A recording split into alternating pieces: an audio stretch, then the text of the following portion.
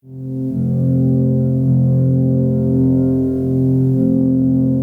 alguien dice que solo por fe el impío es justificado, queriendo decir en tal sabiduría que ninguna otra cosa es requerida para cooperar y obtener la gracia de la justificación, que sea anatema, que sea condenado. El Concilio de Trento.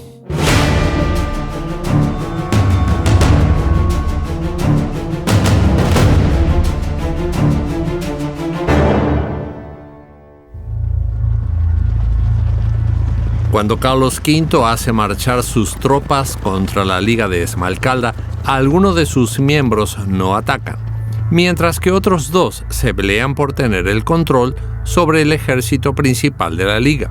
Como resultado, cuando comienza la guerra, la Liga de Esmalcalda no está pronta. De hecho, está en caos.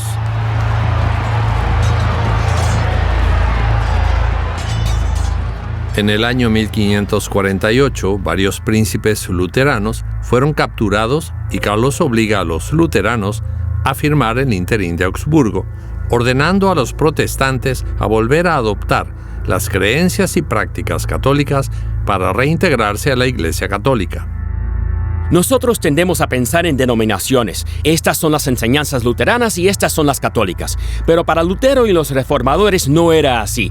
Ellos simplemente estaban tratando de ser la iglesia. Por eso decían, la iglesia debe enseñar lo que es correcto y esta es la enseñanza correcta. Y esperaban que todos estuvieran de acuerdo. Pero para gran sorpresa suya, Roma no quiere prestarle atención a la verdad, sino que se queda en su posición. Los reformadores dicen, esta es la verdad de Dios. No podemos negarla y tenemos la responsabilidad para con la iglesia de enseñarla. Así que no vamos a abandonarla para volver al Papa. No vamos a hacerlo por conveniencia política. Cuando finalmente terminó la guerra de Esmalcalda, una vez más el emperador dijo, muy bien, es hora de que todos regresen. Y ellos respondieron, ¿qué quiere decir con eso de regresar? No vamos a regresar. En un esfuerzo por mantener la paz, Felipe Melanchthon, el colega de Lutero, decidió hacer algo. Con el asentimiento de Mauricio, el príncipe de Sajonia, quien había sido el gran aliado de Carlos en la guerra de Esmalcalda, Melanchthon preparó un nuevo documento en sustitución del Ínterim de Augsburgo. Enseguida, sus oponentes comenzaron a referirse a este documento como el Ínterim de Leipzig. Los protestantes se negaron a acatar el Ínterim de Augsburgo, por lo que Melanchthon trató de dividir las diferencias, pero no pudo pedir mucho, porque la Liga de Esmalcalda había perdido la guerra. La idea de Melanchthon con ese documento era retener las cosas que sí o sí debían ser retenidas. Pero si vamos a retener aquellas cosas que absolutamente deben ser retenidas, como la justificación por gracia a través de la fe, no podemos ser tan exigentes con otras cosas que no son tan esenciales.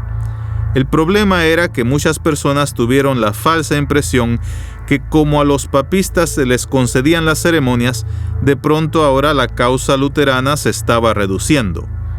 Es más, incluso en el punto esencial de la justificación por fe se estaban haciendo compromisos. El término justificación por fe no aparecía en el Ínterim de Leipzig. Con el tiempo, quienes simpatizaban con Melanchthon en esta especie de compromiso pasaron a ser conocidos como los seguidores de Felipe Melanchthon y sufrieron la oposición rotunda de quienes decían: no, nosotros somos los auténticos, los verdaderos luteranos. Felipe Melanchthon enseñaba en el Departamento de Filosofía de la Universidad de Wittenberg. Su especialización era Aristóteles. Ahora, Felipe y Lutero tenían personalidades muy diferentes. Felipe era más conciliador, más amante de la paz. Quería que las cosas anduvieran bien y trataba de mantener todo en calma. Aún así, Felipe y Lutero trabajaron bien en equipo. Pero luego que Lutero murió, parece que algo cambió en Felipe. Ese espíritu tan conciliador y naturaleza tan pacífica que tenía comenzó a ponerse un poco más firme, al punto que lo lleva a tener problemas por ceder a demasiadas cosas. Si bien Carlos V había ganado la guerra de Esmalcalda, en realidad había perdido. Nadie estaba contento con él, con el Ínterim de Augsburgo o con el de Leipzig. El luteranismo ya era popular. Los príncipes luteranos se habían negado a volver al catolicismo. A los príncipes católicos les gustaba su autonomía y se sentían amenazados por las tropas imperiales en sus territorios. Mauricio, el poderoso aliado protestante del emperador, se preguntaba si no había cometido un error al traicionar a los luteranos y aliarse con Carlos. Y el Papa tampoco estaba contento. Carlos hizo un trato con los protestantes que incluyó transar en ciertas prácticas religiosas católicas. Ya había hecho algunas concesiones a los luteranos a cambio de paz y orden, pero la Iglesia sentía que Carlos no tenía derecho a hacerlo, así que todos estaban disgustados con él. Mauricio, que había sido sobornado para aliarse con Carlos, decide que le conviene más ser visto como defensor del luteranismo que como traidor, y lo ataca apoyando al rey de Francia y expulsando a su ejército de Sajonia. Para el año 1555, el protestantismo estaba tan arraigado dentro del Sacro Imperio Romano que ya no había forma de que el emperador tuviera autoridad o siquiera recursos para deshacerse de él. Así que para mantener la paz y prevenir más guerras religiosas, van a tener que darle validez legal dentro del imperio. Esto llevaría al Tratado de Augsburgo del año 1555. Este tratado resultó muy importante para la Iglesia de allí en más, principalmente porque establece el principio que dice que la religión de quien gobierne será la que reine. Es que la idea de tener dos iglesias diferentes, una al lado de la otra, todavía era incomprensible. Entonces el pensamiento era que el príncipe determinaría la fe de su territorio. Así es que si el príncipe era luterano, todos los habitantes de su territorio eran luteranos. Si el príncipe era católico, todos eran católicos. Para nosotros esto no resulta extraño, porque ¿dónde queda la elección personal? Pero en esa época a nadie le importaba la elección personal. El punto era, necesitamos tener unidad y así es como la vamos a obtener. Hecho. Y así lo hicieron por un tiempo. La paz de Augsburgo estableció una situación muy interesante en el imperio. Al dar validez legal a los adherentes a la Confesión de Augsburgo, esta fue aceptada como una opción viable y el diálogo entre católicos y protestantes comienza a cambiar. Hasta entonces, lo que trataban de hacer era persuadir al otro diciendo yo estoy en lo cierto, tú estás equivocado. Esta es la razón por la cual estás equivocado, esta es la razón por la cual yo estoy en lo cierto. Pero ahora las relaciones comienzan a cambiar y en vez de tener conversaciones, tienen discusiones que se van volviendo cada vez más implacables e irreconciliables. Para las ciudades imperiales libres, esto también es interesante porque la paz de Augsburgo permite que cada ayuntamiento elija la religión para su ciudad. Cuando los príncipes cambiaban de bando, o sea, cuando pasaban de ser católicos a luteranos, o de luteranos a calvinistas, o de calvinistas a luteranos, por lo general sus súbditos no los seguían, ni tampoco se mudaban. Entonces nos encontramos con una ciudad que tiene una población protestante importante, pero cuyo ayuntamiento es católico. La religión oficial de esa ciudad es la católica, pero a la vez una buena parte de la población es protestante. Así que las cosas se vuelven cada vez más tensas.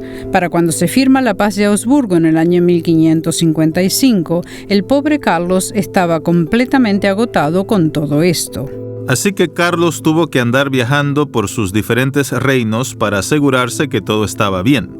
En un momento, al dejar España, se produce allí una rebelión que hace que deba regresar. Cuando está en España, se produce una rebelión en Alemania, así que tiene que ir para allá. Luego surge una guerra en Italia, por lo que tiene que ir allí. Siempre está apagando fuegos, y esto está bien para un hombre joven que tiene la energía para hacerlo. Pero para Carlos, que ya está entrando en los 50, es cansador. Además, en esa época el viajar no era confortable y sí era peligroso. Donde quiera que va, Carlos siente que ha fallado. No ha arrancado de raíz la herejía luterana. Los turcos han tomado la mayor parte de Hungría. Ha logrado mantener a raya a los franceses, pero perdió a Inglaterra a manos de los herejes. Así que decide entrar en un monasterio en España y dejar de gobernar. Allí vivió como monje y ya no más como rey, muriendo 2 años más tarde. Todo se le hizo muy pesado. Recordemos que fue una figura casi irónica. Por un lado, autoriza a Cortés y a otros a conquistar toda América del Sur, pero no logra mantener unido a su propio imperio. Por el otro, manda decapitar a los frisones rebeldes, pero no logra decapitar la fe de Lutero. Por un lado, dice que esta cosa luterana es una molestia o un simple argumento entre monjes, pero por otro, está exhausto a causa de ella. Así que termina abdicando y viviendo sus últimos días en un monasterio. Pero antes de abdicar, Carlos dividió su imperio en dos. Fernando I gobernaría el Sacro Imperio Romano, y su hijo Felipe II, España, los Países Bajos, parte de Italia y las posesiones españolas en el Nuevo Mundo. Para el tiempo del Tratado de Augsburgo ya había comenzado la Contrarreforma. La Iglesia había convocado al Concilio de Trento para tratar la corrupción en la Iglesia y la teología protestante, y también había comenzado la Orden de los Jesuitas. Hoy son conocidos por sus escuelas y universidades, pero en ese entonces era un grupo militante fanático formado a fin de confrontar directamente al protestantismo. Su constitución demandaba el rechazo de toda opinión o juicio antagónico. Además, debían obediencia total al Papa. A veces utilizaban medios duros para purificar a su iglesia de la corrupción y vencer al protestantismo. Aun cuando los católicos temían su celo religioso, habrían de convertirse en una fuerza mayor en la Inquisición. No solo había conflictos entre los diferentes grupos religiosos, sino también dentro de estos grupos. Entre los luteranos estaban los seguidores de Felipe Melanchthon, que habían estado dispuestos a ceder en algunas cosas, y los luteranos genuinos, que se veían a sí mismos como los verdaderos seguidores de Lutero. Los luteranos se dan cuenta que se están destruyendo a sí mismos y que quizás los católicos logren desmantelarlos. Así que los dos teólogos principales responsables de unirlos nuevamente fueron Jacobo Andrea y Martin Schepnitz, quien en el año 1580 compilaron en el Libro de Concordia las declaraciones esenciales de la fe luterana, incluyendo los credos ecuménicos y las confesiones luteranas. Su intención fue recordar a los luteranos lo que tenían en común, las cosas que creían en forma colectiva, y así unir las diferentes facciones del luteranismo. El Libro de Concordia no es un simple documento histórico. Todavía hoy es bien relevante. Quien se vuelve pastor de la Iglesia luterana se adhiere al Libro de Concordia, lo que significa que este libro determina su confesión.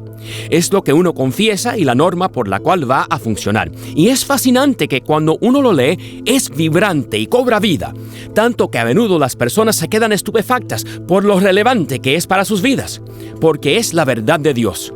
No es un simple documento teológico que surgió de un movimiento político. Es la verdad de Dios que contiene verdad teológica y política, pero que también habla a la vida real de las personas reales. Fernando II había logrado extirpar el protestantismo en su región. Llevó eruditos jesuitas, cerró las escuelas e iglesias protestantes y echó a todos los maestros y pastores. En pocos años logró que el Tirol pasara de ser una mezcla de protestantes y católicos a ser un territorio católico, casi rayando en el fanatismo.